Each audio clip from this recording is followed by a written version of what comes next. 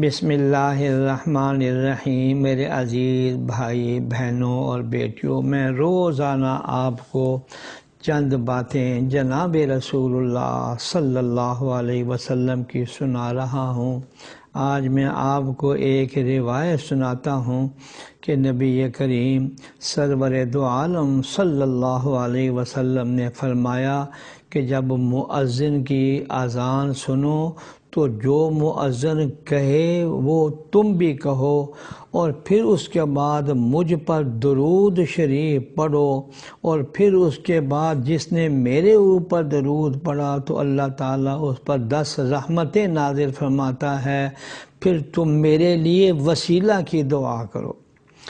وسیلہ جنت کے اندر ایک اعلیٰ درجے کا مقام ہے جو اللہ کے بندوں میں سے ایک ہی بندے کی شان کے لائق ہے، اور حضور صلی اللہ علیہ وسلم فرماتے ہیں مجھے امید ہے کہ وہ میں ہوں گا، پس جو میرے لیے وسیلے کا سوال کرے گا تو اس کے لیے میری شفاعت واجب ہو جائے گی۔ وجبت لہ شفاعت، یہ مسلم شریف کی روایت ہے۔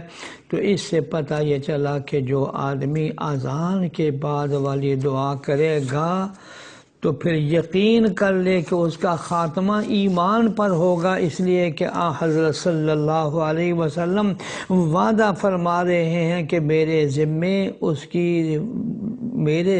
اس کی شفاعت واجب ہو گئی ہے، اور شفاعت جو ہوگی تو وہ پھر صرف اور صرف مسلمان کی ہوگی۔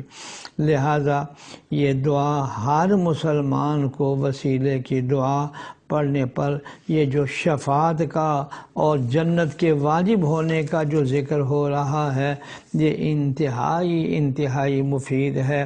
اور اس میں اس کے بعد درود شریف کا جو ذکر کیا گیا، کوئی سا بھی درود شریف پڑھ لیں، لیکن اگر نماز والا درود شریف پڑھ لیں گے تو بہت ہی زیادہ مؤثر ہوگا۔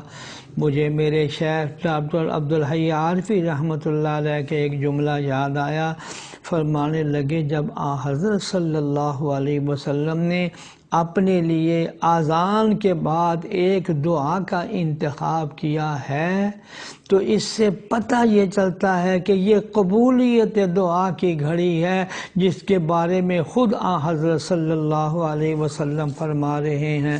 تو میرے شیخ فرمانے لگے یہ دعا پڑھنے کے بعد چپکے سے اپنی دعائیں بھی پیچھے مانگ لیا کرو کہ اس دعا کے صدقے میں اللہ ہماری دعاؤں کو بھی قبول فرما لیں گے۔ یا اللہ ہمیں حضرت صلی اللہ علیہ وسلم کے ایک ایک ارشاد پر عمل کرنے کی توفیق عطا فرما۔